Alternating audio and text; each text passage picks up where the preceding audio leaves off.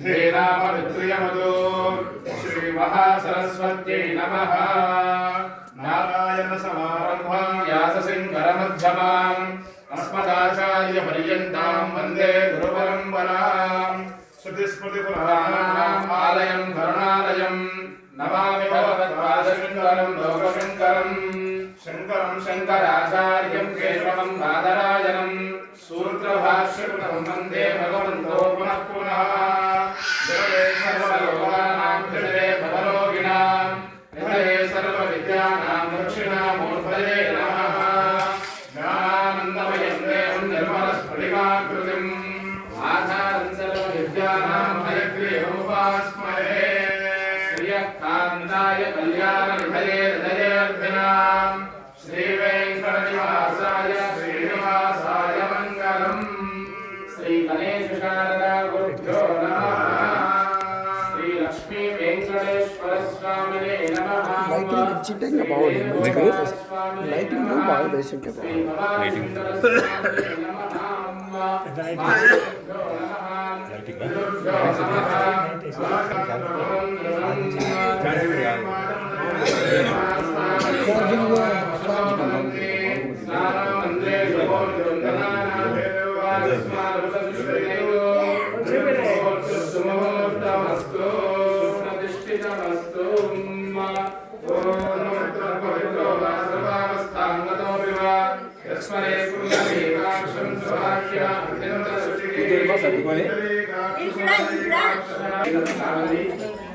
మళ్ళీ ఒకసారి చేయగలుగుకోండి. ఇప్పుడు ఆ గ్లాస్ తీసి పక్కన పెట్టండి. మీరు ఆహ్వానం చేస్తున్న ఇల్లు మళ్ళీ భగవద్గీత ఉపయోగించకుండా ఎన్ని అవుతుంది. ఆ గ్లాస్ పక్కన పెట్టేసేది. అందరూ నమస్కారం చేసుకొని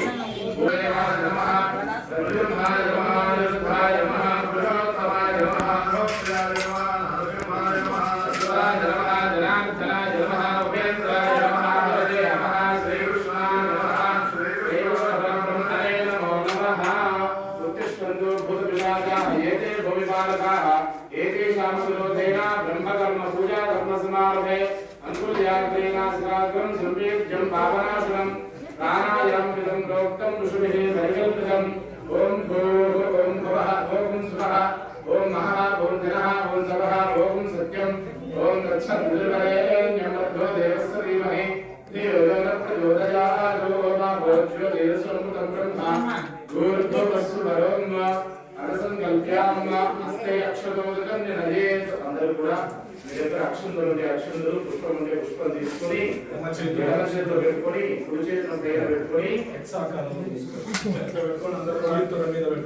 యోగక్షేమాల కంటే ఎక్కువ యోగక్షేమాలు వస్తాయంట. అదే అమ్మవారు ఆ మాట చెప్తుంది. ఈ 9 అధ్యాయాలు అనేవి తర్వాత చివరి అధ్యాయంలో పరశుద్ధ రామాన్ని చెప్తుంది. కాబట్టి ఇలాంటి కార్యక్రమాలు ఏంటంటే రాముల వారు ఉన్నటువంటి కాలంలో రాముల వారి కాలంలో ఈ అశ్వం ఇటువంటి యాగాలన్నీ కూడా లోకం బాగుండాలని చేస్తుంటారు.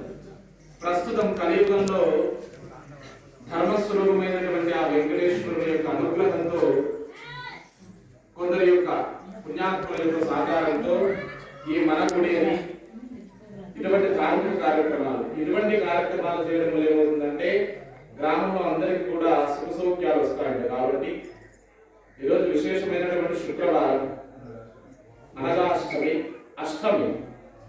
ఎరుగుళ్ళు అందరూ మేధావులు కాబట్టి ఒక ఆలోచన, స్వామి అష్టమి చెడ్డది కదా, మనుషులకు చెడ్డది, భగవంతుడు కాదు. సహస్రాలు చెప్తారు అష్టమి చంద్ర విభ్రాజ దళికస్థల శోభిత. కాబట్టి వేదంలో ఒక వాక్యం చెప్తారు, శ్రీకృష్ణు లలిత శ్రీరామ శ్యామల అనే వాక్యం చెప్తారు. శ్రీకృష్ణుడు ఎవరి ఆలయంలో ఉన్నాం? శ్రీకృష్ణుడు. ఆ శ్రీకృష్ణుడు ఎవరి స్వరూపం? లలితాదేవి స్వరూపం. శ్రీరామ శ్యామల. రాముడు ఎందుకు అంత అందంగా ఉంటాడు? ఎందుకంత వినయ సంపన్నుడు అయ్యాడు? ఎందుకంత ధర్మంగా ఉంటాడు? శ్రీరామ శ్యామల. ఆ శ్యామలాదేవి స్వరూపమే శ్రీరామ. కృష్ణుడు అంత అందంగా ఎందుకుంటాడు? ఒక ఆయుధం పట్టకుండా అంతటి మహాభారతాన్ని ఎలా నడిపించగలిగాడు? అంతటి పాండవులను కౌరవులను అందరినీ ఎలా ఉద్ధరించగలిగాడు? లలితాదేవి స్వరూపమే శ్రీకృష్ణుడు. కాబట్టి ఆ యొక్క శ్రీకృష్ణుడి మరో స్వరూపమే కలియుగ ప్రత్యక్ష ధర్మమైనటువంటి వెంకటేశ్వరుడు. స్వామివారిని ఎవరైనా గమనిస్తే ఎప్పుడైనా ఆయన ఎవరికి ఇట్లా అభయమియ్యడు, లేకపోతే ఇంకో ముద్రలో ఉన్నాడు, ఇలా కిందికి పెట్టి ఉంటాడు, ఒక చేయి నడుము మీద పెట్టుకుంటాడు. అర్థం ఏంటి? ఆయన దగ్గరికి వెళ్ళి నాకు ఓ 10 బంగారు బిస్కెట్లు కావాలనో 10 లక్షలు కావాలనో అడగకూడదట. ఆయన పాదాలు చూసి ముక్కోవాలంటే నీకేం కావాలో ఆయన తెలుసు. కాబట్టి అటువంటి స్వామివారే నడిచొచ్చి చేసేటువంటి కార్యక్రమాలు ఇటువంటి ధార్మిక కార్యక్రమాలు.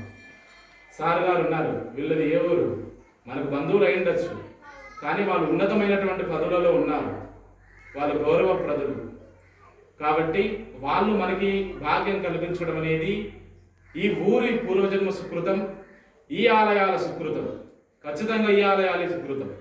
మనం కొత్త ఆలయాలు కట్టచ్చు, నిర్మించుకోవచ్చు, వీటి వైభవం వేటికి రాదని గుర్తుపెట్టుకోండి. ఈ ఆలయాలు అనేవి చాలా విశేషమైనటువంటివి. కాబట్టి ఇటువంటి సందర్భాల్లో చేసేటువంటి ఫలితాలు సాధారణంగా చేసేటువంటి వాటికి 10ంతలమైన ఫలితాలు వస్తాయి. కాబట్టి అందరూ కూడా మమ అనేటువంటి పదాన్ని కాకుండా శ్రియః శ్రీ వెంకటేశ అనేటువంటి పదాన్ని మనసులో అనుకోండి. శ్రియః శ్రీ వెంకటేశ అనేటువంటి పదాన్ని మనసులో అనుకోండి.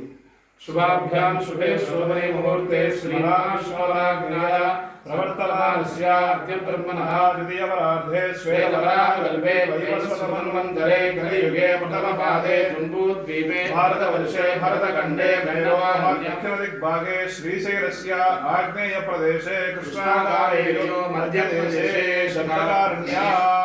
దండకారణ్యాం శుకాబ్ధే అస్మిన్ వర్తమానే వ్యవహారిక చాంద్రమానేన శైవ విష్ణు క్షేత్రేం వ్యవహారిక చాంద్రమానేన ప్రభవాదీనాం షష్ట్యాః సంవత్సరాణాం మధ్యే మంగళకరమౌ స్వస్తి శ్రీం విశ్వావసు నామ సంవత్సరే దక్షిణాయనే హేమంత ఋతౌ మార్గశిర మాసే కృష్ణపక్షే అష్టమ్యాం శుభతిథౌ వాసరః వాసరస్తు శుభకర భృగువాసరయుక్తాయాం లక్ష్మీవాసరయుక్తాయాం శుభనక్షత్ర శుభయోగ శుభకరణ ఏవం విశేషణ విశిష్టాయాం అస్యాం శుభతిథౌ అస్య దేవదేవోత్తమాం దేవతా సార్వభౌమ అఖిలాండకోటి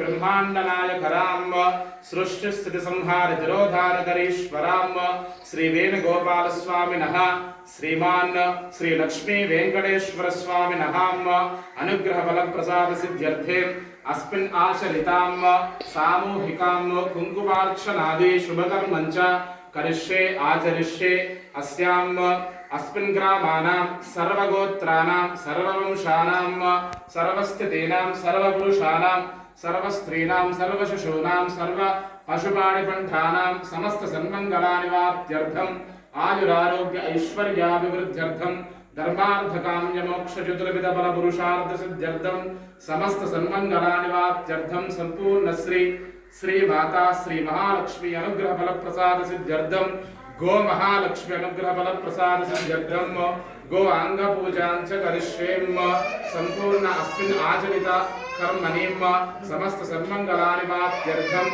గో మహాలక్ష్మి ప్రీత్యర్థం శ్రీ మహాలక్ష్మి ప్రీత్యర్థం సామూహిక శుభ కుంకుమార్చన శుభకర్మంచ కరిష్యే ఆచరిష్యే అస్మిన్ శుభకర్మణి నిర్విఘ్నోత్తర ఫలావాప్తి సిద్ధ్యర్థం ప్రథమే మహాగణాధిపతి ప్రార్థన స్మరణంచ కరిష్యేం. అందరూ కూడా పలకండి. మమః ఉపాత్త సమస్త దురిత క్షయద్వార శ్రీమన్ లక్ష్మీ వెంకటేశ్వర ప్రీత్యర్థ లక్ష్మీ వెంకటేశ్వర ప్రీతి వేణుగోపాల స్వామినః ఉద్దిశ్య వేణుగోపాల స్వామినః ప్రీత్యర్థం గో మహాలక్ష్మి శ్రీ మహాలక్ష్మి ఉద్దిశ్య ప్రీత్యర్థం అస్మిన్ గ్రామానాం ఆచరిత విశేష సనాతన ధర్మ వైభవ ఆచరిత సామూహిక శుభ కుంకుమార్చన శుభకర్మణి అస్మిన్ గ్రామానాం సర్వేషాం सर्वकुटुम्बानां सर्वगोत्राणां सर्ववंशानां सर्वशिशूनां सर्वः पशुपाणिपन्तानां समस्त ऐश्वर्य आनुकूल्यता सिद्ध्यर्थं संपूर्ण गोमहालक्ष्मी श्री महालक्ष्मी अनुग्रह सिद्ध्यर्थं शाश्वत सुमंगली सहित सौभाग्य सिद्ध्यर्थं कुंकुमार्चना शुभकर्मञ्च करिष्ये आचरिष्ये अस्मिन् विविध शुभकर्मणि निर्विघ्न उत्तर सिद्ध्यर्थं प्रथमे महागणपति हरिद्रगणपति स्मरणञ्च करिष्ये आचरिष्ये అక్షంతలన్నీ కూడా మీ ప్లేట్లో ఒక మూల వదిలేసుకోండి. మీ ప్లేట్లో పక్కకు వదిలేసుకోండి. వదిలేసినటువంటి అక్షంతలను ఆ పువ్వులు అయినా సరే మళ్ళీ పువ్వులకు వాడకండి.